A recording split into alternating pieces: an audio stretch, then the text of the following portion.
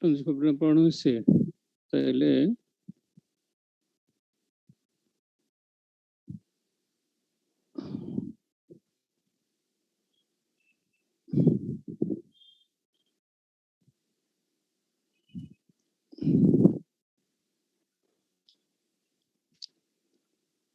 Screen কে share হয়েছে দেখো তো।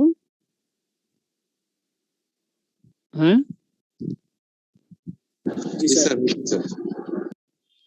আচ্ছা শোনো, টিউমার অফ দ্য নোজন প্যারাসাইনাস, এটা আমরা তোমাদের জন্য একটু সংক্ষেপ করে মানে এমবিবিএস লেভেলে যতটুকু লাগবে ততটুকুই আমরা একটু চেষ্টা করছি এই স্লাইডে দেখানোর জন্য। হ্যাঁ, তো আমরা কি শুরু করবো না আর কিছুক্ষণ অপেক্ষা করবো তোমাদের কারোর জন্য?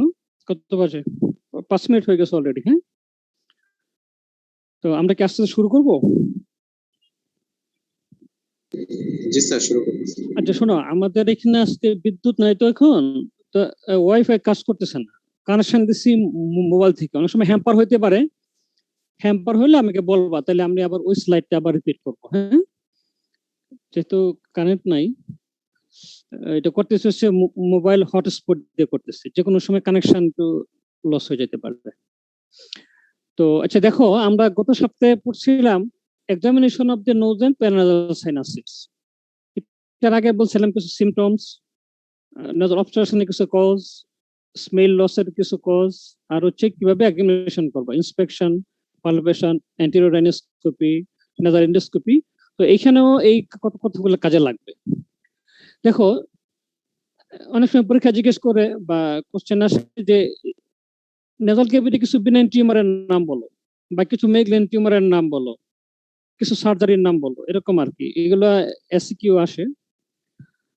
তো দেখো, আমরা যদি দেখি যে নোজ এন্ড প্যারানাসাল সাইনাসেস, এখানে ধরো এপিথেলিয়াল লাইনিং আছে, তারপরে মেসেনকাইমাল টিস্যু আছে। মেসেনকাইমাল টিস্যু কোনগুলা? যেমন বোনস, কার্টিলেজ, সফট টিস্যু, এগুলো হচ্ছে মেসেনকাইমাল টিস্যু। আর আমরা এপিথেলিয়াল লাইনিং। সবসময় মনে রাখবা, হেড নেক রিজিয়নে অর্থাৎ নোজ থেকে আপার এয়ারওয়েতে কমন টিউমার হচ্ছে এপিথেলিয়াল টিউমার, বোথ মিনাইন এন্ড মেলিগন্যান্ট, দুইটারই আমাদের এপিথেলিয়াল টিউমার মেইনলি হয়। এই জন্য স্লাইড দেখাচ্ছে এখানে যে 80-20, 80% হয় আমার এপিথেলিয়াল টিউমার আর 20% হয় মেসেনকাইমাল টিউমার, যেমন বোনস অরিজিন, কার্টিলেজ বা সফট টিস্যু অরিজিন টিউমার হয়। হ্যাঁ, এর মধ্যে দেখো যত টিউমার হয় তার 80% হচ্ছে বিনাইন, 20% মেলিগন্যান্ট। তোমরা তো ফোর্থ ইয়ারে পড়ে আসছো, নিউপ্লাসিয়া চ্যাপ্টারটা পড়ে আসছো না, বিনাইন এবং মেলিগন্যান্ট। আসলে কিছু বিনাইন টিউমারের নাম কি কি? বিনাইন টিউমার হয় এখানে, এপিথেলিয়াল টিউমার কমন হচ্ছে স্কোয়ামাস পেপিলোমা, দেন ইনভার্টেড পেপিলোমা, হচ্ছে অ্যাডিনোমা, এই তিনটা হচ্ছে কমন। এর মধ্যে একটা জিনিস একটু মনে রাখতে হবে যে inverted papilloma, it has potential to be malignant, এটা মেলিগন্যান্ট পটেনশিয়ালিটি আছে, অর্থাৎ এই ইনভার্টেড পেপিলোমা থেকে মেলিগন্যান্ট টিউমার হইতে পারে, 10% কেস হতে পারে। এই জন্য ইনভার্টেড পেপিলোমা যখনই আমার আসবে, হ্যাঁ, হিস্টোপ্যাথোলজিতে, তখনই আমার সার্জারিকে আমার কিছু মডিফাই করতে হবে, এটা বড় করে সার্জারি করতে হবে, ওয়াইড এক্সটেনশন করতে হবে। হ্যাঁ, এটা আবার অ্যাপ্রোচটা আলাদা, এটা আবার ইন্টারনাল অ্যাপ্রোচে করা যাবে না, এটা আমরা পরে বলবো। তাইলে কমন হইলো স্কোমাস পেপিলোমা, ইনভার্টেড পেপিলোমা আর অ্যাডেনোমা। তার মধ্যে ইনভার্টেড পেপিলোমার মধ্যে মেলিগন্যান্ট পটেনশিয়ালিটি আছে, অর্থাৎ এটা মেলিগন্যান্সিতে টার্ন নিতে পারে। এটা মেলের বেশি হয়, মিডল এজে বেশি হয়, এবং এটা মেলিগন্যান্সিতে টার্ন নিতে পারে। এরপর আসো তোমার মেসেনকাইমাল টিউমার। আচ্ছা, তার আগে বলো তাহলে তোমার ইনভার্টেড পেপিলোমার মধ্যে কি জানলা? যে ইনভার্টেড পেপিলোমা এটা মেলিগন্যান্সিতে টার্ন নিতে পারে, এটা মেলের বেশি হয়, এটা মিডল এজে বেশি হয়, আর এটার অপারেশনের অ্যাপ্রোচটা হবে ল্যাটারাল রাইনোটমি, অর্থাৎ এটা ইন্টারনেজাল করা যাবে না, যেহেতু এটাকে ওয়াইড এক্সটেনশন করতে হবে। এই কয়েকটা কথা মনে রাখলে হবে। এরপর আসো তোমার মেসেনকাইমাল টিউমার, এটার মধ্যে অস্টিওমা, বোন থেকে টিউমার হবে অস্টিওমা, এনজিওফাইব্রোমা। তোমরা যখন আমরা কি এনজিওফাইব্রোমার ক্লাসটা নিয়েছিলাম? এনজিওফাইব্রোমা জি স্যার, এনজিওফাইবার। আচ্ছা, তাহলে তোমাদের মনে আছে নিশ্চয়ই যে এনজিওপাইডোমা, যদিও এটা আমরা দেখি যে নেজোফিরিংসে এটা প্রেজেন্ট করে, কিন্তু এটা অরিজিন হচ্ছে নেজাল ক্যাভিটির পোস্টেরিয়র সুপিরিয়র দিকে, নেজাল ক্যাভিটির ল্যাটারাল ওয়ালের posterior superiorly in and around the sphenopalatine foramen. এই জন্য এটাকে নোজের টিউমার আমরা নিয়ে আসছি। তাহলে অস্টিওমা হতে পারে, এনজিওফাইব্রোমা হতে পারে, ওসিফাইং ফাইব্রোমা। ওসিফাইং ফাইব্রোমা ইউজুয়ালি মেক্সিলাতে হয়, ইয়াং অ্যাডাল্টের বেশি হয়। আচ্ছা, তারপর আসলো মিক্সোফাইব্রোমা। এখন আসলে মেলিগন্যান্ট টিউমার। আমরা আগে বলছি যে মেইনলি হয় আমাদের এপিথেলিয়াল টিউমার, এর জন্য এটা আমরা পরের স্লাইডে একটু বড় করে দেখাবো। আর মেসেলগ্যামাল টিউমার কি আছে? কন্ডোসার্কোমা, অর্থাৎ কার্টিলেজ থেকে যে মেলিগন্যান্ট টিউমার হয়, কন্ডোসার্কোমা, অস্টিওজেনিক সার্কোমা, সফট টিস্যু সার্কোমা, হ্যাঁ, যেমন রেবডোমাইসার্কোমা, এগুলো, হ্যাঁ, এগুলো হচ্ছে মেসেলগ্যামাল। এখানে আসলে আমাদের মেইন যেটা কনসার্ন, আমাদের 80% যে মেলিগন্যান্সি সেটা হয় হচ্ছে এপিথেলিয়াল অরিজিন, মেলিগন্যান্ট এপিথেলিয়াল টিউমারস। তাহলে মেলিগন্যান্ট কমনলি কি কি হয়? তার মধ্যে আবার 80% হচ্ছে স্কোয়ামাস সেল কার্সিনোমা।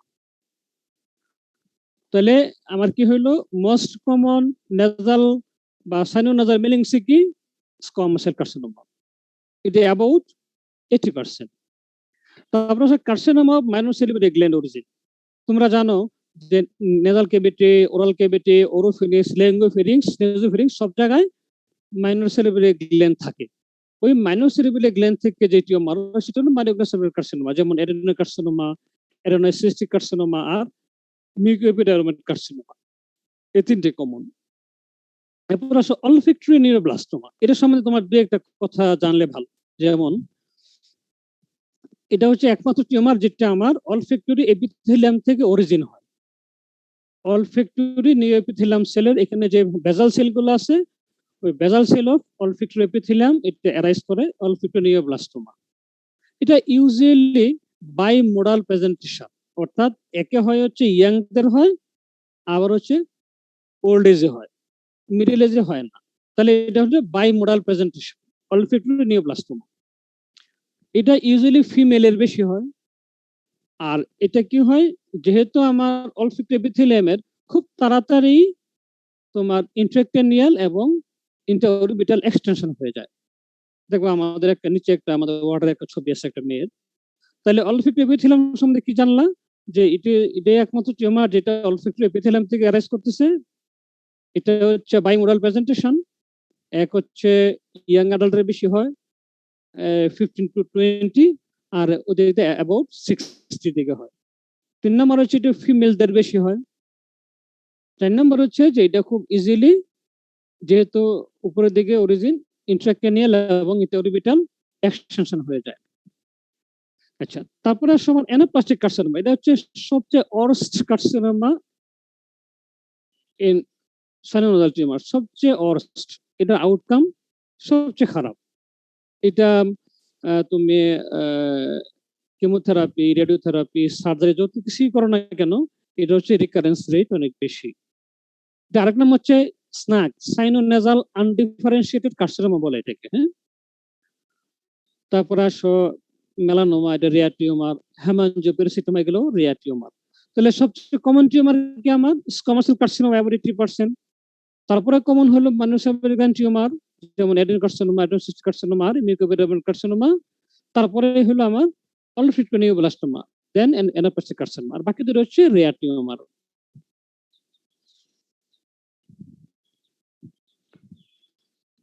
আমার কথা কি বলা শোনা যাচ্ছে? বলো তো। জি স্যার, যাচ্ছে। আচ্ছা, কোনো ইন্টারফারেন্স হলে বলবা, যেহেতু বিদ্যুৎ নাই। আচ্ছা, দেখো তাহলে আমার মোস্ট কমন টিউমার কি? Squamous cell carcinoma. দেখো অ্যাবাউট 85%। স্লাইডটা ভালো করে খেয়াল করো। তাহলে তোমাকে যদি পরীক্ষা বলে যাচ্ছে, বলো তো সবচেয়ে কমন ক্যান্সার কি? নোজের ব্রাসনেস বলতে পারবা না? This is squamous cell carcinoma, সবচেয়ে কমন 85%। এবং সবচেয়ে কমন এটা একটা এপিথেলিয়াল টিউমার। আমরা আগেও বলছি যে কমন আমাদের এপিথেলিয়াল টিউমার 80%। এপিথেলিয়াল টিউমারের মধ্যে আবার আমাদের কমন হলো স্কোয়ামাস সেল কার্সিনোমা, দেন তোমার অ্যাডেনোকার্সিনোমা, তারপর অ্যাডেনোসিস্টিক কার্সিনোমা, তারপর অলফ্যাক্টরি নিউরোব্লাস্টোমা, তারপর অ্যানাপ্লাস্টিক কার্সিনোমা। অ্যাডেনোকার্সিনোমা হচ্ছে 9%, তারপর দেখো 2%, হ্যাঁ। তাহলে আমার কমন হইল স্কোয়ামাস সেল কার্সিনোমা অ্যাবাউট 85%। তারপর আসো সাইট অফ অরিজিন, মানে কোথা থেকে অরিজিন বেশি হয়। তাহলে মোস্ট কমন সাইট দেখো মিক্সিলারি সাইনাস 55%, নেজাল ক্যাভিটি 35%। এখন কোন কোন স্টাডিতে আবার উল্টাও আছে, তারা বলে যে নেজাল ক্যাভিটিতে বেশি হয়, সাইনাসে কম হয়, কিন্তু এই স্টাডিটাই বেশি যৌক্তিক আর কি আমাদের, যে মিক্সিলারি সাইনাসে বেশি হয় 55% অ্যাবাউট, আর নেজাল ক্যাভিটিতে 35%। তারপরে তোমার ইথময়েডে হয়, ফ্রন্টাল সাইনাসে হয়। হ্যাঁ, তো তোমাকে জিজ্ঞেস কি বলবো, সবচেয়ে কমন সাইট হলো মিক্সিলারি সাইনাস, দেন নেজাল ক্যাভিটি কমন সাইট। আমার কি স্লো যাইতে হবে নাকি এভাবে গেলেই চলবে, বলো তো একজন? স্যার ঠিক আছে স্যার। ঠিক আছে। তারপরে আসো প্যাটার্ন অফ স্প্রেড, আমার কিভাবে আমার এই টিউমারটা স্প্রেড করে, কারণ স্প্রেডের সাথে আমার সিমটমের সম্পর্ক আছে। যেই সাইডে স্প্রেড করবে ওই দিকের আমার সিমটম গুলো এইভাবেই হবে, আর তোমার কাছে রোগীও প্রেজেন্ট করবে সেভাবে। দেখো মেইনলি হয় লোকাল ইনভেশন, যেখানে টিউমার তার আশেপাশে ইনভেশন খুব বেশি হয়। তারপর রিজিওনাল, রিজিওনাল মানে হচ্ছে লিফ নোড গুলাতে। সাইনোজাল ম্যালিগনেন্সিতে খুব বেশি রিজিওনাল মেটাস্টেসিস হয় না, কম হয়, অ্যাবাউট 10%, মাত্র 10% রিজিওনাল স্প্রেড বা লিফ নোড মেটাস্টেসিস হয়, মেইনলি লোকাল ইনভেশন। দেন হচ্ছে ডিস্টেন্ট মেটাস্টেসিস খুবই কম, যদি হয় তাহলে বোন, ব্রেন, লিভার, লাং, স্কিন এগুলোতে হয়, কিন্তু খুবই রেয়ার। মেইনলি লোকাল ইনভেশন, আর কিছু হয় রিজিওনাল স্প্রেড অথবা লিফ নোড মেটাস্টেসিস। যে লিফ নোড মেটাস্টেসিস হয় সবচেয়ে কমনলি হয় হচ্ছে সাবমেন্ডিবুলার আর জুগুলোডাইগ্যাস্ট্রিক লিম্ফ নোডে সবচেয়ে কমনলি ইনভলভ করে। যে দেখো একটা ছবি দেখো, এটা হচ্ছে একটা মেক্সিলারি সাইনাসের ছবি। এই যে মেক্সিলারি সাইনাস, এটা মেক্সিলারি সাইনাসের নিচের দিকে একটা টিউমার, দেখো এটা কোন দিকে ইনভলভ করবে, এটা চলে যাবে হার্ট প্লেটে, চলে যাবে নেজাল ক্যাভিটিতে, চলে যাবে পিছন দিকে তোমার, হ্যাঁ, টেরিগয়েড ফোসা চলে যাবে। আর এটা হচ্ছে একটা উপরের দিকে টিউমার। এখন একটা লাইন আছে, এটা তোমরা মনে রাখতে পারো নাও রাখতে পারো, এটাকে বলে অনগ্রেন লাইন। অনগ্রেন লাইনটা হচ্ছে আমার ওরিপেটের যে ইনার ক্যান্থাস আর মেক্সিলারি মেন্ডিবলে অ্যাঙ্গেল, এই অ্যাঙ্গেল আর ইনার ক্যান্থাস থেকে একটা লাইন টানলে যে লাইন হয়, লাইনটা এই বরাবর লাইনটা বলা হয় যে এটা উপরে যে টিউমার থাকে এগুলা বেশি রিস্কি, বেশি ফ্যাটাল, আর নিচের গুলো হচ্ছে একটু কম ফ্যাটাল। তাহলে এটা হচ্ছে আমার অনগ্রেন লাইনের নিচে, আর এটা হচ্ছে অনগ্রেন লাইনের উপরে, এইভাবে লাইনটা যায়। হ্যাঁ, অর্থাৎ উপরে মেক্সিলারি সাইনাসের উপরে যেগুলো টিউমার হয় এগুলো খুব সহজেই তোমার ওরিবেটকে ইনভলভ করে ফেলে, ওরিবেটকে ইনভলভ করে এদিক দিয়ে ইন্ট্রাক্রেনিয়াল চলে যেতে পারে, এই জন্য এগুলো রিস্ক একটু বেশি। আর অনগ্রেন লাইনের নিচে যেটা, অর্থাৎ মেক্সিলারি সাইনাসের নিচে যেটা, এটা আসলে ইনভলভ করলে প্যালেট, ঠিক অসুবিধা নেই, প্যালেট আমরা ফেলে দিতে পারবো, কোনো সমস্যা নাই, ঠিক আছে না? এই লাইনটা মনে রাখতে না রাখতে। তারপরে দেখো যদি আমার নেজাল ক্যাভিটিতে স্পিড হয় কোন দিকে যাবে, দেখো নেজাল ক্যাভিটিতে আমার এন্ট্রিলে আসতে পারে, উপরে আমার ইথমাস সাইনাসে চলে যেতে পারে, নিচে প্যালেটে ইনভলভ করতে পারে, এদিক থেকে নিচে ফ্রিক্সে যাবে। এই যে দেখো কোন দিকে ইনভলভ হতে পারে, একটা ছবি দেখাইছি। এখন আসো আমার ইথময়েড হইলে, যেহেতু ইথময়েডটা উপরে, তাহলে খুব সহজে আমার ইন্ট্রাক্রেনিয়াল চলে যেতে পারে, intracranial, spanner sinus, frontal sinus, নিচে নেজাল ক্যাভিটি। এই যে দেখো ঠিক এইভাবে ফ্রন্টাল সাইনাস হলে কি হয়, আমার সহজে ইন্ট্রাক্রেনিয়ালে চলে যাবে, যেহেতু পিছনে তার ব্রেন আছে, ইন্ট্রাক্রেনিয়াল চলে যাবে, অথবা ফোরহেডে চলে আসবে, এদিক দিয়ে ফোরহেড, আবার এদিক দিয়ে নেজাল ক্যাভিটিতে যাবে। মেইনলি এগুলো হচ্ছে লোকাল ইনভেশন। আমরা আগে বলছি যে সাইনোজাল ম্যালিগনেন্সিতে মেইনলি লোকাল ইনভেশন হয়। এই বাচ্চাটা আমাদের ওয়ার্ডে ভর্তি ছিল, দেখো এটা হচ্ছে অলফ্যাক্টরি নিউরোব্লাস্টোমা। এটা দেখো খুব সহজেই মানে এই পাশে ওরিবেটকে ইনভলভ করে গেছে, তার খুব বেশি দিনের হিস্ট্রি না, কিন্তু এটা দেখো, এটা নেজাল ডরসাম আর ইন্টারক্রেনিয়াল চলে গেছে। এটা নেজাল ডরসাম, ইন্টারক্রেনিয়াল আর উদ্ভিদকে ইনভলভ করে ফেলছে। আমরা বলছিলাম না যে এটা বাই মডাল হয়, ইয়াং অ্যাডাল্টের হয়, মেয়েটা বয়স ছিল 15 বছরের, আর 60 ইয়ার্সের দিকে হয়। আর বলছিলাম যে এটা ফিমেলদের বেশি হয়। আর এটা আর্লি ইনভেশন করে ফেলে ওরিবিট এবং ইন্টারক্রেনিয়ালি। এই বাচ্চাটারও ইন্টারক্রেনিয়াল চলে গেছিল। এই যে দেখো, ইন্টারক্রেনিয়াল এক্সটেনশন আছে দিক দিয়ে, ওরিবিট এক্সটেনশন আছে, এই জন্য আমরা এটাকে সার্জারি করতে পারি নাই। এটা কিমরিডেশন। এই যে মেয়েটার একটা ছবি।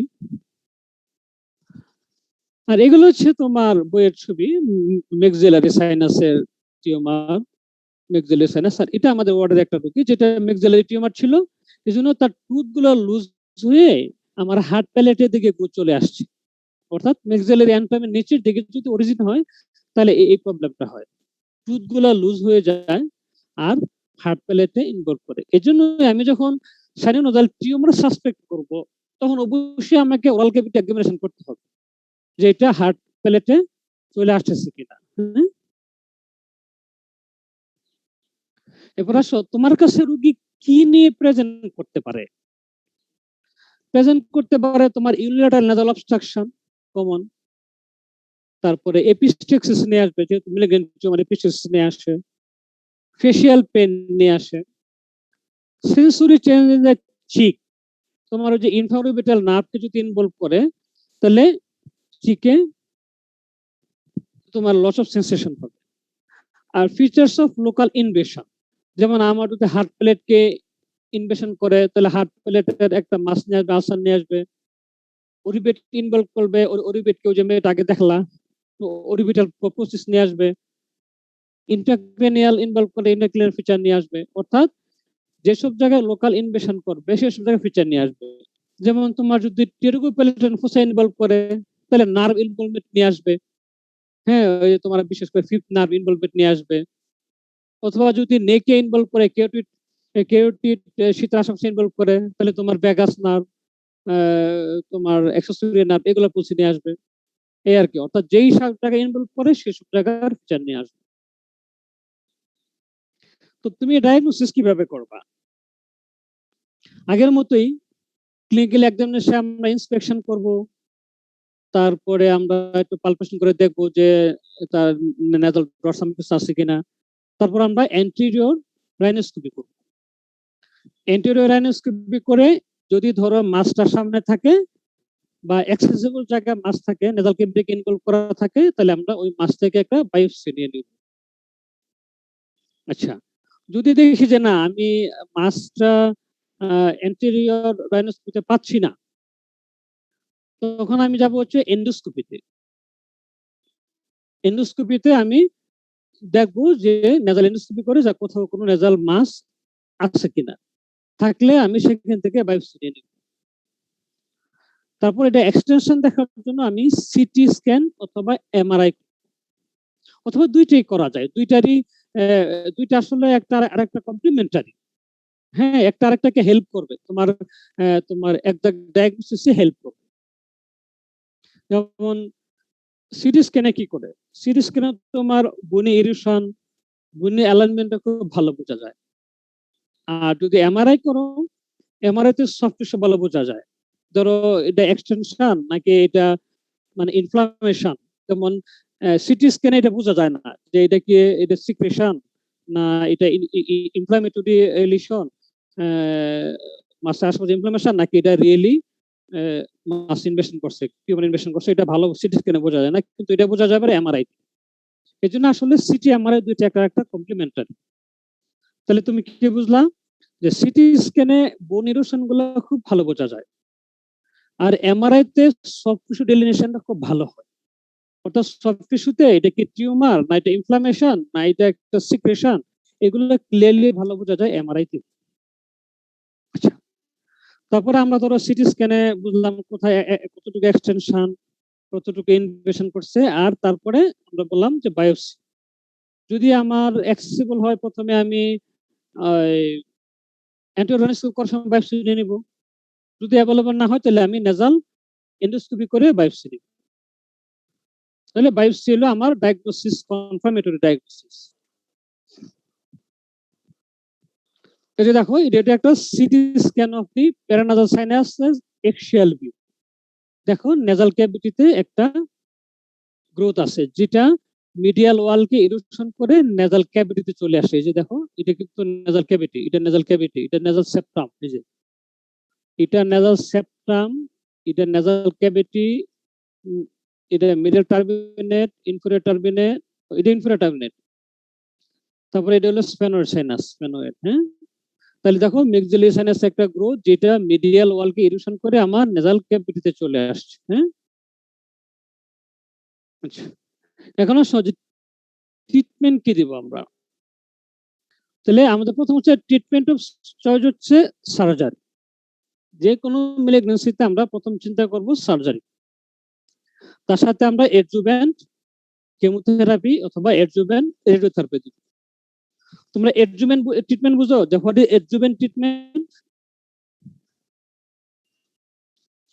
বলো তো একজন। স্যার মূল ট্রিটমেন্টের সাথে স্যার এটা ওই এক্সেলেন্ট, গুড। অর্থাৎ মানে প্রিন্সিপাল ট্রিটমেন্টের পরে যেটা সাথে যেটা করা হয় সেটা হচ্ছে এডজুভেন্ট ট্রিটমেন্ট। আরেকটা টার্ম আছে নিউ এডজুভেন্ট, মানে হচ্ছে আমার প্রিন্সিপাল ট্রিটমেন্টের আগে যেটা করব। অর্থাৎ ধরো টিউমারটা অনেক বড়, আমি হয়তো সার্জারিতে ভালো ক্লিয়ারেন্স করতে পারবো না, তাহলে তার আগে 3টে কেমোথেরাপি দেওয়া হয়। 3টে কেমোথেরাপি দিয়ে সার্জারি, অথবা কেমোথেরাপি দিয়ে তারপর হচ্ছে রেডিয়েশন দেওয়া। অর্থাৎ প্রিন্সিপাল ট্রিটমেন্টের আগে যদি কিছু করা হয় সেটা হলো নিউ এডজুভেন্ট, আর প্রিন্সিপাল ট্রিটমেন্টের পরে যদি করা হয় তাহলে সেটা হলো এডজুভেন্ট ট্রিটমেন্ট। অর্থাৎ প্রিন্সিপাল ট্রিটমেন্টের পাশাপাশি আমার আরেকটা ট্রিটমেন্ট। আচ্ছা, আর প্রথমে আসো আমার সার্জারি। তো এখন অনেক সময় জানতে চায় যে বলতো মেক্সিলোটমি কয় রকম, বা মেক্সিলার সার্জারি কি বলে। এই টার্মগুলো তোমাদের একটু জানলে ভালো। যেমন কি কি সার্জারি করি আমরা। নেজাল ক্যাভিটিতে কি সার্জারি করি, এটাকে বলে নেজাল এক্সেন্টারেশন। অর্থাৎ আমি যদি নেজাল ক্যাভিটি দিয়ে অপারেশন করি পার নেজাল, তাহলে এটাকে বলে নেজাল এক্সেন্টারেশন। অথবা যদি নেজাল ডরসামেন ইনভলভ থাকে তাহলে পার্শিয়াল অথবা টোটাল রাইনেক্টমি করা যায়। তাইলে নেজাল এক্সেন্টারেশন, পার্শিয়াল বা টোটাল রাইনেক্টমি। আর যদি মেক্সিলারি সাইনাসে টিউমার হয় তাহলে আমরা কি করি, পার্শিয়াল মেক্সিলেক্টমি, সাবটোটাল মেক্সিলেক্টমি, টোটাল মেক্সিলেক্টমি আর এক্সটেন্ডেড মেক্সিলেক্টমি। তো পার্শিয়াল মেক্সিলেক্টমিকে আমরা সাধারণত দুই ভাগে ভাগ করি, একটা হলো মিডিয়াল আর একটা হলো এটাকে বলে পারওয়াল পার্শিয়াল অথবা প্যালেটাল রিসেকশন। অর্থাৎ আমরা শুধুমাত্র প্যালেটকে ফেলে দিব ল্যাটারালি। তাহলে পার্শিয়াল মেক্সিলেক্টমি হচ্ছে দুই ধরনের, মিডিয়াল মেক্সিলেক্টমি আর হচ্ছে পারওরাল পার্শিয়াল মেক্সিলেক্টমি, এটাকে বলে প্যালেটাল রিসেকশন। তাহলে তোমরা এই টার্মগুলো একটু মনে রাখো। স্যার অনেক সময় জিজ্ঞেস করে যে মেক্সিলেক্টমি কয় ধরনের, পার্শিয়াল, সাবটোটাল, টোটাল আর হচ্ছে এক্সটেন্ডেড মেক্সিলেক্টমি। এখন সার্জারি পরে ইথময়েড টিউমার কি করবা, এটাকে বলে ক্রেনিওফেসিয়াল রিসেকশন। কারণ কি, ইথময়েড টিউমার তো উপরে ইজিলি এটা ইন্ট্রাক্রেনিয়াল চলে যায়, এই জন্য এদিক দিয়ে এটাকে বলে ক্রেনিওফেসিয়াল রিসেকশন করতে হয়। অপারেশন নাম হলো ক্রেনিওফেসিয়াল রিসেকশন। এই যে দেখো, এটা হচ্ছে একটা পার্শিয়াল রাইনোটমি একটা ছবি। এই যে এই ইনসেকশন দিয়ে এভাবে পার্শিয়াল রাইনোটমি করা হয়। এই যে এটা হলো পার্শিয়াল রাইনোটমি অপারেশন করার পরে ছবি। আর এটা হচ্ছে ফ্ল্যাপ দিয়ে এটাকে রিকনস্ট্রাকশন করছে, ফ্ল্যাপ। হ্যাঁ, ফ্রি ফ্ল্যাপ দিয়ে এটাকে রিকনস্ট্রাকশন করা হচ্ছে। এটা হচ্ছে টোটাল রাইনোটমি, পুরা নাকে ফেলে দিছে কারণ তার ডরসামে ইনভলভ ছিল ম্যালিগন্যান্সি। এটা করার পরে ইউজুয়ালি এখানে একটা প্রস্থেসিস বসাই দিচ্ছে। দেখো, এটা হচ্ছে একটা প্রস্থেসিস।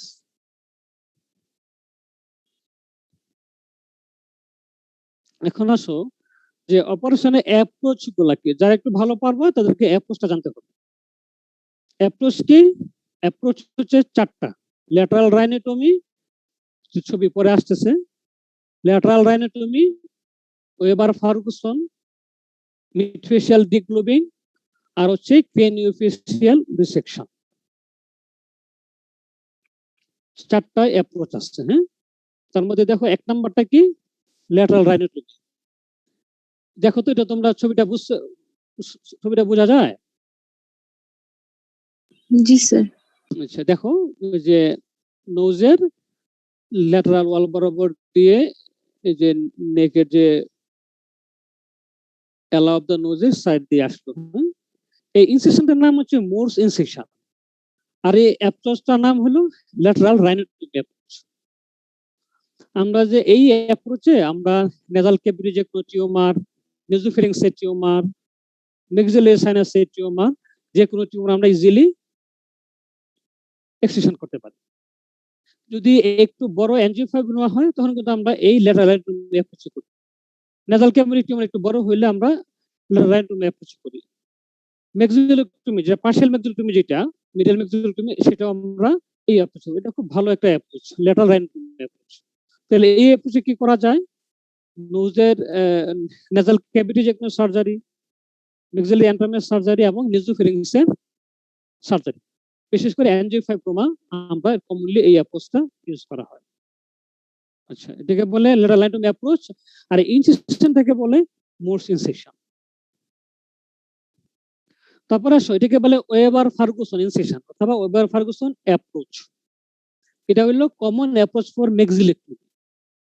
এই ইনসিশন দিয়ে ইউজুয়ালি মেক্সিলেক্টমি করা হয়। ওয়েবার ফার্গুসন ইনসিশন অথবা ওয়েবার ফার্গুসন অ্যাপ্রোচ, এটা দিয়ে কমনলি আমরা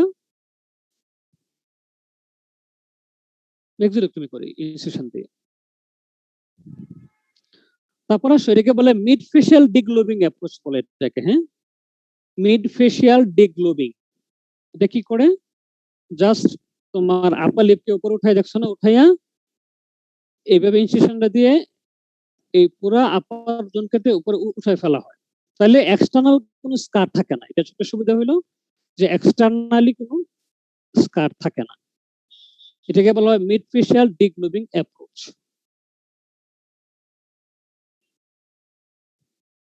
এটা হলো ক্রেনিওফেশিয়াল রিসেকশন।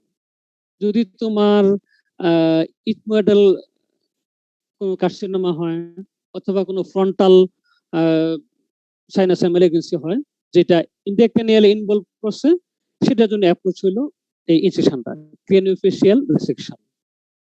অর্থাৎ ইন্ট্রাক্রেনিয়ালি ইনভলভ করার চান্স থাকলেই আমরা এই অ্যাপ্রোচে যাব।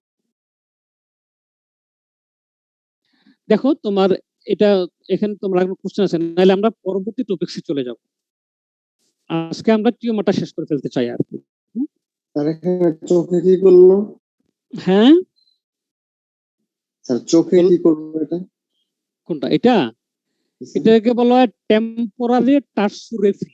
অর্থাৎ আমার দুইটা ইয়াকে, মানে আইলিডকে আমরা একটু স্টিচ দিয়ে বন্ধ করে রাখবো, কারণ এখানে আমি ইনস্ট্রুমেন্টের কাজ করবো, তো ইনস্ট্রুমেন্ট মুভমেন্ট করলে তার আইয়ে ইনজুরি হতে পারে, চোখে ইনজুরি হতে পারে। হ্যাঁ, এটা এখানেও করা হয় টেম্পোরারি টার্সুরেফি। দেখো এখানে করা হয়েছে, এখানে করা একটা চিহ্ন দেওয়া আছে, অর্থাৎ টেম্পোরারি টার্সুরেফি। অর্থাৎ আমরা সেলাই দিয়ে দুইটা আইলিডকে ক্লোজ করে দিব, অপারেশন করে আবার এটা খুলে দিব, যাতে আমার অরবিটে কোনো ইনজুরি, আইয়ে কোনো আইবলে ইনজুরি না হয়। হ্যাঁ, জি স্যার। টেম্পোরারি টার্সুরেফি। আচ্ছা বলো, এখান থেকে আর কারো কিছু কোশ্চেন আছে কিনা বলো, অথবা কোন স্লাইডটা তোমরা বুঝতে পারো না সেটা বলো।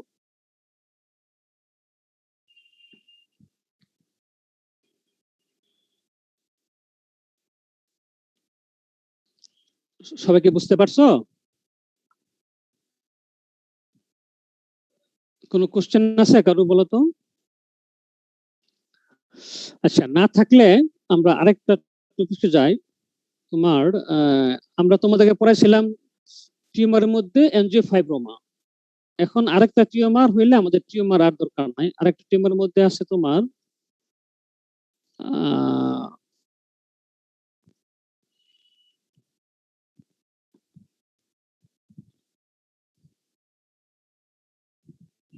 আমরা বলি নেজোফেরেঞ্জিয়াল কার্সিনোমা। হ্যাঁ,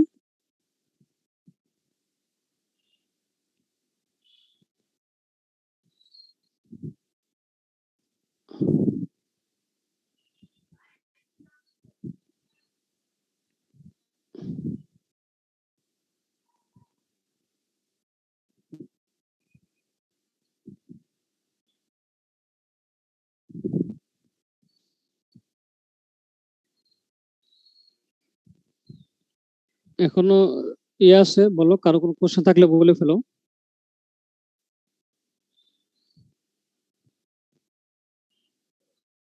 দেখো এটাও আমি, দেখো এটা তোমাদের শেয়ার হয়েছে কিনা, শেয়ার হয়েছে? জি না স্যার।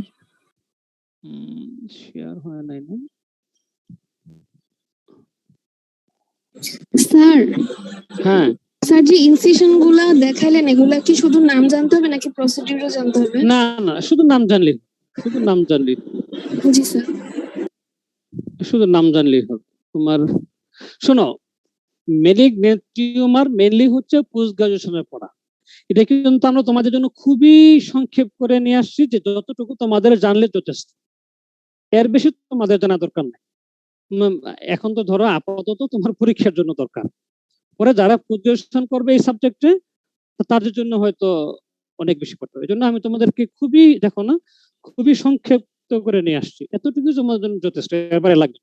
শুধু ধরো কি কি অ্যাপ্রোচ আছে, স্যার এখানে ল্যাটারাল ডাইনামিক অ্যাপ্রোচ আছে, ওয়েবার ফার্গুসন অ্যাপ্রোচ আছে, মিডফেশিয়াল ডিগ্লোবিং আছে, ক্রেনিওফেশিয়াল সেকশন, এইগুলো অ্যাপ্রোচ জানলেই হয়। এবং তোমাদের ধারণা রাখো যে ইনসেকশনটা কিভাবে হয়।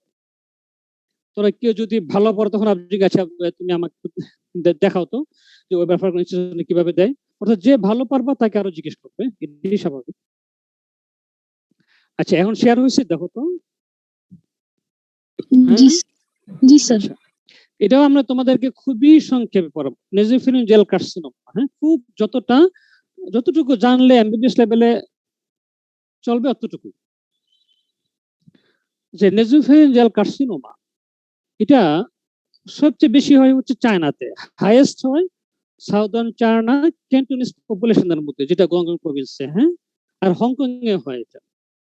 সবচেয়ে কমন হচ্ছে চাইনিজ পিপলদের, হ্যাঁ, ক্যান্টনিজ পপুলেশনে সবচেয়ে কমন। তারপরে হয় আলাস্কা, নর্থ কানাডা, গ্রিনল্যান্ড, ওই যে একদম নর্থ পোলের কাছাকাছি থেকে যারা আছে, হ্যাঁ, আলাস্কা, কানাডা, নর্থ পোল আর গ্রিনল্যান্ড। ইউজুয়ালি 50 to 55 এজে হয়, আর এটা মেলদের বেশি। এটা আমাদের দেশেও খুব আনকমন না, কমন। তিনটা ফ্যাক্টর, একটা হচ্ছে জেনেটিক ফ্যাক্টর, যে কারণে যে কিছু জিন আছে রেসপন্সিবল, যেটা আমি তোমাদের জন্য নিয়ে আসি না, এটা আমাদের দরকার নাই, শুধু জানতে হবে যে জেনেটিক ফ্যাক্টর, অর্থাৎ কিছু জিন আছে রেসপন্সিবল, যেমন যে চাইনিজ পপুলেশনের অথবা গ্রিনল্যান্ড, আলাস্কার পপুলেশনে কিছু জিন আছে যেগুলা এটার জন্য দায়ী, রেসপন্সিবল। আরেক হচ্ছে ইপিস্টেন ভাইরাস ইনফেকশন, যাদের ইপিস্টেন ভাইরাস ইনফেকশন হয় তাদের নেজোফেরিনজিয়াল কার্সিনোমা। আর এনভায়রনমেন্টাল ফ্যাক্টর, যেটা আমাদের দেশে সবচেয়ে দায়ী, আমাদের এই কারণেই বেশি হয়। এখন আসো প্যাথোলজি, এটা কোথায় বেশি হয়? এটা হচ্ছে ফোসা অফ রোজেনমুলারে বেশি হয়। ইউজুয়ালি নেজোফেরিনক্সের যে সাইডে আছে ফোসা অফ রোজেনমুলার, তোমরা মনে আছে কিনা দেখো অ্যানাটমি, এই ফোসা অফ রোজেনমুলারে খুব বেশি হয়। আর এটা কিভাবে প্রেজেন্ট করে? একটা মাস হিসাবে, যেটার মধ্যে আপনার ক্যাপিলারি থাকে, সারফেস আসারেশন থাকে, অনেক সময় মাস থাকে না, ইনফিল্ট্রেটিভ লিশন থাকে। তো ইনফিল্ট্রেটিভ লিশন গুলোকে আমরা খুব ক্লোজলি যদি ইন্সপেকশন করি আমাদের নেজাল এন্ডোস্কোপ দিয়ে, তখন আমরা দেখতে পারি যে ক্যাপিলারি গুলো অ্যাবনরমাল, অথবা একটু এন্ডোস্কোপে টাচ করলে ব্লিডিং হচ্ছে, তখন আমরা সাসপেক্ট করব যে ইট মে বি নেজোফেরিনজিয়াল কার্সিনোমা। ক্লাসিফিকেশন এটা জানলে ভালো, ক্যারাটিনাইজড মাসকার্সিনোমা আর নন ক্যারাটিনাইজড। নন ক্যারাটিনাইজড বেশি, from the differentiated undifferentiated। এই ক্লাসিফিকেশনটা জানলে ভালো, না জানলে অসুবিধা নাই, ঠিক আছে না? এখন আসো, এই যে দেখো কিছু ছবি, এটা নেজাল এন্ডোস্কোপ দিয়ে তোলা ছবি, হ্যাঁ, নেজোফেরিনজিয়াল ছবি, এটা একটা মেলিগনেন্সি ছবি। যারা আরো ভালো জানতে চাও তারা জানো যে এন্ডোস্কোপের মধ্যে এনবিআই আছে, নেরো ব্যান্ড ইমেজিং টেকনিক আছে, আমি বলি NBI, narrow band imaging technique আছে। এটা হচ্ছে এন্ডোস্কোপের মধ্যে একটা অপশন। এটা হলে হয় কি, তাহলে মেলিগনেন্ট লিশন গুলো আরো আর্লি ডায়াগনোসিস করা যায়। এনবিআই বলে, নেরো ব্যান্ড ইমেজিং, এটা আছে, এটা এন্ডোস্কোপের সাথে অপশনে আছে। আচ্ছা, তাহলে এটা আর্লি ডায়াগনোসিস করা যায়। দেখো কার্সিনোমা, এটা হচ্ছে ইনফিল্ট্রেটিভ একটা লিশন, ফোসা অফ রোজিনবালা ইনফিল্ট্রেটিভ লিশন, উপরে কিছু নাই, কিন্তু দেখো না এই যে পুরো কালারটা একটু চেঞ্জ না, দেখো তো তোমরা ছবিটা বুঝতে পারো, দেখো এই কালারটা দেখো, ছবি বোঝা যাচ্ছে বলো তো একদম, ছবি বোঝা যাচ্ছে না? দেখো এই জায়গাটা কিন্তু একটু ইনফ্লেম হয়ে আছে, কালারটা চেঞ্জ আছে, অর্থাৎ এই লিশন হচ্ছে ইনফিল্ট্রেটিভ লিশন। ঠিক আছে, এখান থেকে বায়োপসি নেওয়া হয়েছে। তারপর দেখো রুগী আমার কাছে কি নিয়ে প্রেজেন্ট করবে, নেজোফেঞ্জাল কার্সিনোমা কি নিয়ে আমার কাছে প্রেজেন্ট করবে রুগী? তোমার কাছে রুগীর নেজাল সিমটম নিয়ে আসতে পারে, যেমন ব্লাড স্টেইন নেজাল ডিসচার্জ নিয়ে আসতে পারে, পোস্ট নেজাল ডিসচার্জ নিয়ে আসতে পারে, বা বেশি বড় হইলে নেজাল অবস্ট্রাকশন নিয়ে আসতে পারে। তারপরে তোমার কাছে ওটোলজিক সিমটম নিয়ে আসতে পারে। কেন? নেজোফেরিংসের পাশে আমার হচ্ছে স্টেশন টিউব, সে টিউবকে ব্লক করে দেয়। তো টিউব ব্লক করলে কি হবে? আমার কানের মধ্যে ওএমই হবে, কানে ফ্লুইড জমে যাবে, পানি জমে যাবে। কানে জমে গেলে কি হবে? হেয়ার লস হবে, সেশন ব্লক হবে, তারপরে টিনিটাস। তাহলে ওটোলজিক সিমটম কেন হবে? যে এটা আমার স্টেশন টিউবকে ব্লক করে দিচ্ছে। স্টেশন টিউবকে ব্লক করে দিলে আমার মিডল লেয়ারে ফ্লুইড জমে যাচ্ছে, এটাকে আমরা বলি OME, otitis media with effusion. Middle লেয়ারে ফ্লুইড জমে যাওয়া, ফ্লুইড জমলে কি হবে? সে এইখানে স্পিলেটাল সে কম শুনবে, হিয়ারিং লস হবে, কানটা বন্ধ বন্ধ লাগবে, আর টিনিটাস হবে। সে আর কি নিয়ে আসতে পারে আমার কাছে? নেক নিয়ে আসতে, দেখো এটা লেখা 70%, অর্থাৎ কমনলি নেক নোড মেটাস্টেসিস করে এটা। হ্যাঁ, নেক নোড মেটাস্টেসিস নিয়ে আসতে পারে রোগী আমার কাছে, যেমন কমনলি হচ্ছে কোথায়? লেভেল 2 আর 5 এ ইনভলভ করে। তোমরা আগে জানো লেভেল 2 কোনটা, লেভেল 5 কোনটা। লেভেল 2 হচ্ছে, হ্যাঁ, লেভেল 2 হচ্ছে আপার জুগুলার, যেটা হ্যাঁ এই স্কাল থেকে হাই এর উপরে লেভেল 2, আর লেভেল 5 হচ্ছে পোস্টেরিয়র ট্রায়াঙ্গল। এখন দেখো নেকে নেক মাস নিয়ে আসতে পারে। তারপর আসো কিছু নিউরোলজিক্যাল সিমটম কেন হবে? হচ্ছে হেডেক। হেডেক কেন হবে? যে আমার তো জানো যে নেজোফেরিংসের পিছনে আছে ক্যালভেরিয়াম, আছে বেজিওস্পেনয়েড। এটা যখন বোনকে ইরোশন করবে তখন হেডেক হবে, মেইনলি হচ্ছে অক্সিপিটাল হেডেক হবে। এই হেডেকটা কেন হয়? ওই আমার বোনকে ইরোশন করার জন্য হেডেক হয়। ঠিক আছে, তারপরে আমার facial pain, mid facial numbness, এগুলা কেন হয়? আমার নেজোফেরিংস থেকে যখন আমার টেরিকোপ্যারাইটাম ফোসা যাবে, গিয়ে আমার যে ফিফথ নার্ভকে ইনভলভ করে, যে ম্যাক্সিলারি নার্ভকে কমনলি ইনভলভ করে, সেই জন্য ফেসিয়াল পেন আর মিড ফেসিয়াল নামনেস। আর একটু বড় হইলে তোমার ফিফথ নার্ভের সবগুলো ইনভলভ করবে, অপথ্যালমিক, ম্যাক্সিলারি, মেন্টিবুলা, ফিফথ নার্ভের সবগুলোকেই ইনভলভ করবে, কারণ এটা নেজোফেরিংস থেকে আমার টেরিকোপ্যারাইটাম ফোসা চলে যায়। আর যদি উপরে যায়, ইন্টেকটিয়ানেলে যায়, তখন কি হবে? আমার যদি ক্যাভার্নাস সাইনাস ইনভলভ করে, তখন দেখবে যে আমার third nerve, fourth nerve involve হয়ে গেছে, তখন তার অরবিটাল মুভমেন্টের সমস্যা হয়। আবার নেক ইনভলভ করে যখন আমার কেরোটিড শীথকে ইনভলভ করে ফেলে, যেমন ধর একটা নেক মাস আছে, আপার জুগুলার মাস, তাহলে আমার এখানে অ্যাক্সেসরি নার্ভ আমার পলসি হবে, ভেগাস নার্ভ পলসি হবে। হ্যাঁ, তাহলে এই নার্ভ পলসি নিয়ে আমার কাছে আসতে পারে। আর কি নিয়ে আসতে পারে? কিছু মেটাস্টেসিসের সিমটম নিয়ে আসতে পারে, সিমটম অফ সিস্টেমিক মেটাস্টেসিস, যেমন লিভার, লাং, বোন, ব্রেন। আর কিছু প্যারানিউপ্লাস্টিক সিমটম নিয়ে আসতে পারে, ডার্মাটোমায়োসাইটিস। তাহলে তুমি ডায়াগনোস কিভাবে করবা? এটা দেখো, আমরা তোমাদেরকে নোজে প্যারাসাইনাসের সময় বলছিলাম যে অলফ্যাক্টোনিওব্লাস্টোমা বাইমোডাল প্রেজেন্টেশন, ঠিক এনপিসি কিন্তু বাইমোডাল প্রেজেন্টেশন। বাইমোডাল মানে বুঝো? জি স্যার। কি বলতো? 62 স্যার দুইটা এজ গ্রুপকেই স্যার ইনভলভ করবে, ইয়াং এজ আর ওল্ড এজ বা এল্ডারলি। গুড। তাহলে এই আমার angiofibroma বাই-মোডাল প্রেজেন্টেশন। এক হয় একটু বাচ্চাদের হয়, ইয়াংদের হয়, আর হচ্ছে ওল্ড এজে হয় বাই-মোডাল প্রেজেন্টেশন। তাহলে তোমাদেরকে প্রথমে হিস্ট্রি নিবা, তারপর ওই যে এখানে এক্সামিনেশন কি করবা, এখানে কিন্তু ওয়াইড এক্সামিনেশন, নোজ করলে হবে না, নোজ, ওরাল ক্যাভিটি, আই, কারণ আইয়ের মুভমেন্টটা দেখতে হবে, আর নেক, আবার নার্ভস গুলো, ক্রিয়াল নার্ভস। তাহলে অর্থাৎ যেসব জায়গায় তোমার সিমটম হওয়ার সুযোগ থাকে প্রত্যেকটা জায়গায় তোমার এক্সামিনেশন করতে হবে। তাহলে তোমার ক্লিনিক্যাল এক্সামিনেশন করলা, কি করবা, নোজের এক্সামিনেশন করবা, প্যারানাজাল সাইনাসের করবা, ওরাল ক্যাভিটি দেখবা, তারপরে তোমার আই এক্সামিনেশন করবা, নেক এক্সামিনেশন করবা, তারপর ক্রিনিয়াল নার্ভ গুলো এক্সামিনেশন করবা। কারণ নেজোফেরিঞ্জ থেকে ক্রিনিয়াল নার্ভ ইনফেকশন খুব কমন। তারপরে আসো ক্লিনিক্যাল এক্সামিনেশন পরে তোমার এন্ডোস্কোপি করবা, নেজাল এন্ডোস্কোপি। এন্ডোস্কোপি করে তুমি বায়োপসি নিবা।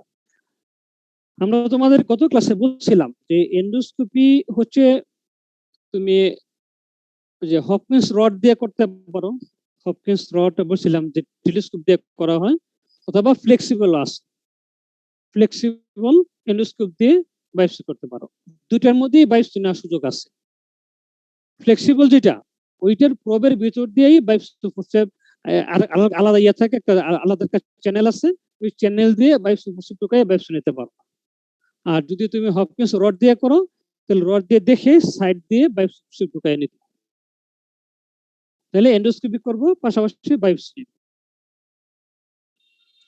আচ্ছা, তারপরে আসো নেক নোড যদি থাকে, আমি নেক নোডের এফএনসি করব।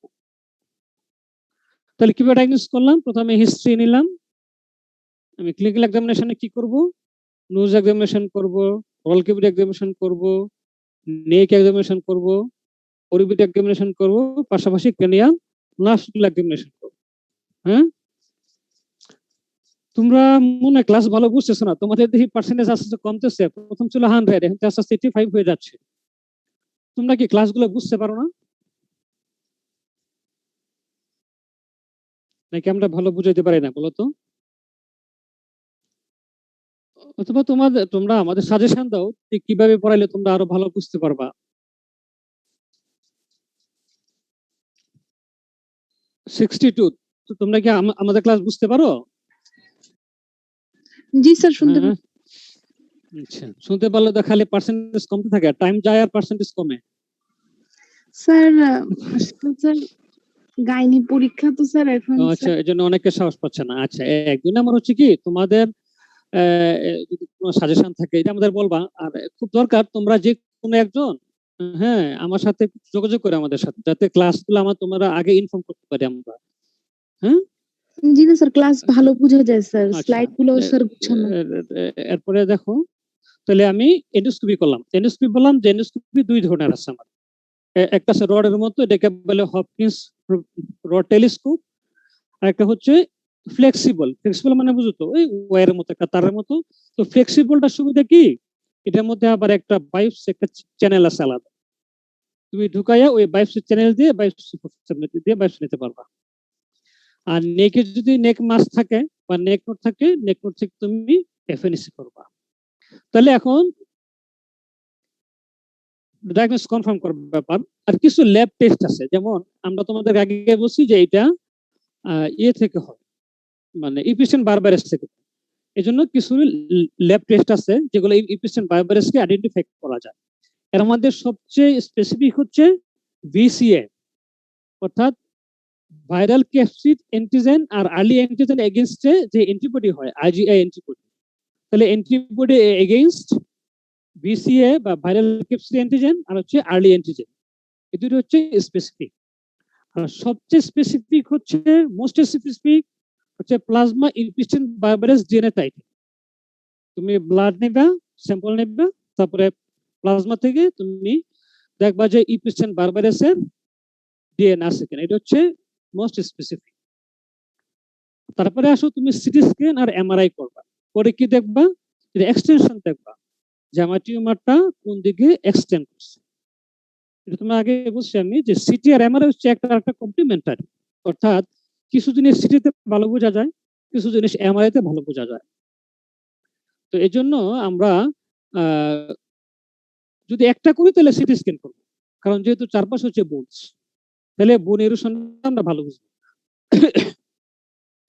আর যদি দুইটা করতে পারি তাহলে সিটি এমআরআই দুইটা করবো, তাহলে আমি এক্সট্রাকশনটা খুব ভালো বুঝতে পারবো যে আমার টেরুকুবেল রেনফোসাই গেছে কিনা, ইন্টিগ্রাল এক্সট্রাকশন আছে কিনা, নার্ভ ইনভলভমেন্ট আছে কিনা, অরবিট ইনভলভমেন্ট আছে কিনা। তো এইগুলো আমি খুব ভালো বুঝতে পারবো যদি এমআরআই করি। যে দেখো এটা একটা সিটি স্ক্যানের ছবি, এই যে এখানে নেজোফেরিংসে একটা মাস, সিটি স্ক্যান অফ নোজন প্যানাসাইনাসিস এক্সিয়াল, এটাও এক্সিয়াল ভিউ। যে দেখো দুইটা মেক্সিলারি সাইনাস, আর এটা দেখো পুরা নেজোফেরিংসে একটা মাস, এই যে পুরা নেজোফেরিংসে একটা মাস আছে। এখন দেখো হচ্ছে ট্রিটমেন্ট। তাহলে এখানে দেখো প্রাইমারি ট্রিটমেন্ট, সালভেজ ট্রিটমেন্ট বুঝো, সালভেজ কাকে বলে? সালভেজ ট্রিটমেন্ট, সালভেজ মানে কি বলতো? একজন বলো সালভেজ মানে কি বুঝো? শরীফুল ইসলাম 56 আসো, 56 শরীফুল ইসলাম। জি স্যার। ইয়া মানে বুঝো সালভেজ ট্রিটমেন্ট মানে কি? সালভেজ না স্যার। সালভেজ মানে তাকে উদ্ধার করার, সালভেজ। অর্থাৎ তুমি তাকে প্রাইমারি ট্রিটমেন্ট দিছো, তাকে রেডিওথেরাপি দিছো, কেমোথেরাপি দিছো, কিন্তু ভালো হয় নাই, তখন এটাকে বলে সালভেজ সার্জারি। তুমি তার নেজোফেরেক্টমি করবা অথবা রেডিক্যাল নেক ডিসেকশন করবা, ঠিক আছে না? জি স্যার। ওকে। আচ্ছা, তাহলে আমার নেজোফেরেঞ্জিয়াল কার্সিনোমার আমার প্রাইমারি ট্রিটমেন্ট কি? প্রাইমারি ট্রিটমেন্ট হচ্ছে রেডিওথেরাপি প্লাস কেমোথেরাপি। এখানে কিন্তু সার্জারি আমার প্রাইমারি ট্রিটমেন্ট না, প্রাইমারি ট্রিটমেন্ট হচ্ছে আমার কেমো রেডিয়েশন। কেমোথেরাপির মধ্যে আবার বেস্ট হচ্ছে আইএমআরটি। আইএমআরটি মানে হচ্ছে ইন্টেন্সিটি মডিউলেটেড রেডিওথেরাপি, এটা হচ্ছে লেটেস্ট ভার্সন, এটা আমাদের দেশে অ্যাভেলেবল, সমস্যা নাই। হ্যাঁ, অর্থাৎ যেখানে টিস্যু আমার কনসেন্ট্রেশনটা সেখানে বেশি হবে, আমার রেডিয়েশনটা ডোজটা সেখানে বেশি, আর যাতে আশেপাশে টিস্যু ড্যামেজ না হয় সেজন্য সাইডে আমার ডোজ কম যাবে, এটাকে বলে আইএমআরটি, মানে ইন্টেন্সিটি মডিউলেটেড রেডিওথেরাপি। আমি ইন্টেন্সিটিকে মডিউলেট করতে পারি, যেখানে টিউমার সেখানে ডোজ বেশি পড়বে, আশেপাশে টিস্যুতে আমার ডোজ কম পড়বে। এটা হচ্ছে স্ট্যান্ডার্ড ট্রিটমেন্ট। তাহলে আমার স্ট্যান্ডার্ড ট্রিটমেন্ট কি? রেডিওথেরাপি আর পাশাপাশি কেমোথেরাপি। এটাকে বলে একসাথে, বলে কি বলে বলো তো? একসাথে দুটো ট্রিটমেন্ট করলে, আগে বলছিলাম এডজুভেন্ট, নিউ এডজুভেন্ট, এখন হচ্ছে একসাথে করলে কি বলে জানো? এটাকে বলে কনকারেন্ট। টার্মটা হচ্ছে কনকারেন্ট, মানে আমি একসাথে কেমোথেরাপি দিব, পাশাপাশি রেডিওথেরাপি দিব, এটাকে বলে কনকারেন্ট ট্রিটমেন্ট। এটাই এখন সবচেয়ে বেশি চলতেছে ওয়ার্ল্ডের মধ্যে, লেটেস্ট এটাই যে আমরা কেমো রেডিওথেরাপি একসাথে দিব, কনকারেন্ট ট্রিটমেন্ট, ঠিক আছে? এখন আমার রেডিওথেরাপি দেওয়া শেষ হইলো, কেমোথেরাপি দেওয়া শেষ হইলো, এখন আমার নেক নোট যায় নাই, নেক নোট বড় রয়ে গেছে, তাহলে আমরা এটাকে সালভেজ সার্জারি করে দিব। এটা কি করবো? রেডিক্যাল নেক ডিসেকশন করে আমরা সার্জারি করে দিব। অথবা আমার নেক নোট চলে গেছে কিন্তু আমার নেজোফেরিঞ্জিয়াল লিশনটা রয়ে গেছে, তাহলে আমি সার্জারি করব নেজোফেরিঞ্জিওটমি করতে পারি, ঠিক আছে না? এটাও আমার ল্যাটারাল অ্যানাটমি অ্যাপ্রোচ হচ্ছে বেস্ট। এখন দেখো তোমাদের এখানে আর কোনো কোশ্চেন আছে কিনা, নেজোফেরিঞ্জিয়াল কার্সিনোমা অথবা ভেসানোজেনাল টিউমার থেকে। দুইটাই আমি তোমাদের জন্য একটু কনসাইজ করে আনছি, যে এমবিবিএস লেভেলে যতটুকু লাগবে ততটুকু। এখন দেখো তোমাদের এখানে কোনটা তোমরা বুঝছো? হ্যাঁ বলো স্যার। কেমো এবং রেডিও একসাথে দিলে স্যার ওটার অ্যাডভার্স ইফেক্ট স্যার কি মানে খুব বেশি হয় না স্যার? মানে পেশেন্ট কি জিনিসটা হ্যান্ডেল করতে পারে স্যার? হ্যাঁ শোনো, এটা হচ্ছে কি অ্যাডভার্স ইফেক্ট একটু বেশি হয়, কিন্তু এটা দেখা যাচ্ছে যে ক্যান্সার ম্যানেজমেন্টের জন্য এটাই হচ্ছে বেস্ট। কারণ কি, একসাথে দিলে কেমোথেরাপিউটিক এজেন্ট গুলা ইয়া বাড়ায় দেয়, সেন্সিটাইজেশন বাড়ায় দেয়, যে ক্যান্সার সেল গুলাতে রেডিওথেরাপি যে কি করবে, এটা সেন্সিটিভিটি বাড়ায় দেয়, অর্থাৎ cancer cell become more sensitive two radiotherapy. এই জন্য একসাথে ট্রিটমেন্ট করলে ক্যান্সার টিউমারকে ম্যানেজমেন্ট সহজ হয়, কিন্তু একটু সাইড এফেক্ট বেশি হয়, যেমন মিউকোসাইটিস, মিউকোজার ইনফ্লামেশন একটু বেশি হয়, তারপরে সিস্টেমেও কিছু যেমন ধরো বোন মেরু সাপ্রেশন বেশি হয়, সবকিছুই একটু সাইড এফেক্ট বেশি হয়, কিন্তু আলটিমেট তার ইয়েটা ভালো, রেজাল্টটা ভালো। যেমন তাই মিউকোসাইটিস হলো, মিউকোজাতে ইনফ্লামেশন হলো, এটা তো তোমার কিমোরেডিয়েশন শেষ হলে আবার আস্তে আস্তে ঠিক হয়ে যাবে। হ্যাঁ, তারপর তোমার বোন মেরু সাপ্রেশন, তার কিমোরেডিয়েশন শেষ হলে বোন মেরু সাপ্রেশনটা ঠিক হয়ে যাবে, ঠিক আছে না? হ্যাঁ, সাইড এফেক্ট বেশি হবে কিন্তু তার টিউমার কন্ট্রোলটা ভালো হবে। Thank you sir. আচ্ছা, বলো তো আর কারো কোশ্চেন আছে? নেজোফেঞ্জাল কার্সিনোমা থেকে অথবা তোমার সাইনোনাজাল টিউমার থেকে, অথবা কোনো স্লাইড কি রিপিট করতে হবে বলে বলো।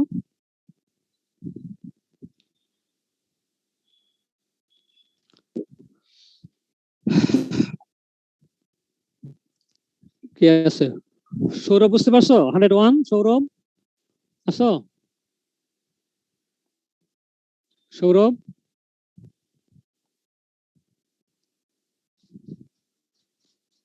সৌরভ কথা শোনা যাচ্ছে? সৌরভ সরকার 101। আচ্ছা,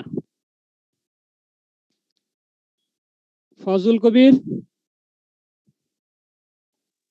জি স্যার। হ্যাঁ কথা শোনা যাচ্ছে? জি স্যার। হ্যাঁ বুঝতে পারছো? বলো তো কোনো কোনো একটা স্লাইড, কোনো একটা টপিকস তোমার কোনো কনফিউশন আছে বা কোনো কিছু জিজ্ঞেস করা আছে বলো তো। না স্যার। আচ্ছা, যদি তোমার জানা থাকে তাহলে আমরা এখানে শেষ করে দিই। হ্যাঁ, জি স্যার। তো তোমার তো আবার শনিবারে বোধহয় একটা লেকচার আছে না শনিবারে? তোমাদের গাইনি পরীক্ষাটা কবে? গাইনি পরীক্ষা 16 তারিখ। 16 তারিখ মানে হচ্ছে কবে পরে এটা? সোমবার। সোমবার। তাহলে তোমাদের রবিবারে শনিবারে কিন্তু সকাল 10টায় আমাদের ইএনটি লেকচার আছে। আর আমাদের কিন্তু আমরা কিন্তু নোজ প্রায় শেষ করে দিচ্ছি। নোজের তোমাদের আর মাত্র একটা লেকচার হবে নোজের, তাহলে আমাদের নোজ আমরা শেষ করে দিব। হ্যাঁ, এখন যদি তোমার কোনো একটা টপিক সম্বন্ধে তোমার মনে হয় যে এই টপিকটা তোমাদের জানা দরকার, তাহলে আমাকে বললে আমরা ওই পরের ক্লাসে আমরা বলে দিব। তাহলে নোজ আমাদের মোটামুটি শেষ লেকচার, আর হয়তো একটা লেকচার নিব আমরা। হ্যাঁ, তাহলে যেই কারোই কোনো ইয়ে থাকে যে কোন টপিকটা আর কোন একটা টপিক অ্যাড করা লাগবে বা কিছু টপিক যোগ করা দরকার, তাহলে বললে আমরা সেই টপিককে অ্যাড করে দিব আগামী লেকচারে। হ্যাঁ স্যার কিসের উপর লেকচার হবে আগামী? আগামী লেকচারে খুব সম্ভবত ফ্র্যাকচার, ফেশিয়াল ফ্র্যাকচার সম্বন্ধে একটু বলবো আর কি। ফেশিয়াল ফ্র্যাকচার, হ্যাঁ এটাও আমরা খুব সংক্ষেপে বলবো। তারপরে যদি তোমাদের নোজের উপর আর কোনো টপিকস মনে হয় যে এটা আমাদের পড়ানো দরকার লেকচারে, তাহলে বললে আমরা সেটা পড়াই দিই আগামী লেকচারে। হ্যাঁ স্যার সাইনোসাইটিস তো মনে হয় পড়ানো হয় না। সাইনোসাইটিস কিন্তু একটা লেকচার হয়েছিল, তোমরা দেখো তো যে এই লেকচার যদি তোমরা কেউ অ্যাবসেন্ট থাকো, যারা প্রেজেন্ট ছিল তাদেরকে জিজ্ঞেস করো। এই 62 আসো না বের হয়ে গেছো? 62 জি স্যার আছে স্যার। এই ইয়া হচ্ছে সাইনোনাজাল মেলিগেন্সি কি আরে সাইনোনাজাল সাইনোসাইটিস একটা লেকচার হয়েছিল না? সাইনোসাইটিস। জি স্যার রাইনোসাইনোসাইটিস হয়েছে। হ্যাঁ, ওইটাই রাইনোসাইনোসাইটিস সাইনোসাইটিস একই জিনিস। তো যে করতে ক্লাস করতে পারো না ওদের কাছ থেকে এটা নিয়ে নিও। হ্যাঁ, সাইনোসাইটিস। তোমাদের যদি মনে হয় যে আর কোন একটা টপিকস তোমাদের পড়ানো লাগবে, তাহলে বলে আমরা আগামী লেকচারে সেটাকে ইনক্লুড করে দেব। হ্যাঁ আচ্ছা ঠিক আছে, আর তোমাদের যে কোনো একজন আমার সাথে একটু যোগাযোগ করো যদি প্রয়োজন জি হয়। স্যার। হ্যাঁ আমি আজকে যোগাযোগ করেছি। আচ্ছা, সৌরভ। Yes sir. আচ্ছা ঠিক আছে, ইয়া বলে দিব, আমার ফোন নাম্বার ম্যানেজ করতে পারবো না? আমি বলে দিব। স্যার আছে স্যার আমার কাছে। আচ্ছা ঠিক আছে, তাহলে তুমি তোমাদের ব্যাচমেটের কাছে জিজ্ঞেস করবা যে নোজ কিন্তু আমাদের শেষ হয়ে গেছে। নোজের মধ্যে কোনো একটা টপিক যদি তোমাদের মনে হয় যে এটা আমাদেরকে লেকচার ইনক্লুড করা দরকার, বললে আমরা ইনক্লুড করে দিব। আর আরেকটা ব্যাপার মনে রাখো, এটা কেন দরকার, আমি একটা ইয়ে করতেছি আর কি, আমরা ডিপার্টমেন্টের জন্য একটা কাজ করতেছি আমরা, যে তোমাদের মোট কয়টা লেকচার হবে এটা একটা শিডিউল বানাচ্ছি আমরা। তো যেমন নোজের লেকচার হবে হয়তো 10টা, তো এটা আমরা একটা শিডিউল বানাই দেবো, এটা প্রিন্ট করে ধরো তোমাদের ব্যাচ পরবর্তী ব্যাচ গুলোকে আমরা এই প্রিন্ট কপি আগে দিয়ে দিব যে এই লেকচারে এই টপিকস পড়ানো হবে, তাহলে তার আগে থেকে কিছু প্রস্তুতি নিয়ে আসবে। এটার জন্য তোমাদের একটু হেল্প দরকার। যে এখানে আর কোনো টপিকস ইনভলভ করা দরকার, ইনপুট করা দরকার কিনা, এটা বললে তাহলে আমাদের একটু স্লাইড মানে ইয়ে বানাইতে সুবিধা হবে, যে লেকচার শিডিউলটা বানাইতে সুবিধা হবে। হ্যাঁ, তাহলে সৌরভ তুমি সবাইকে জিজ্ঞেস করে আমাকে একটু ফিডব্যাক দিবা। হ্যাঁ, জি স্যার। আচ্ছা ঠিক আছে, তাহলে আল্লাহ হাফেজ। হ্যাঁ, আসসালামু আলাইকুম স্যার। আসসালামু আলাইকুম। আসসালাম।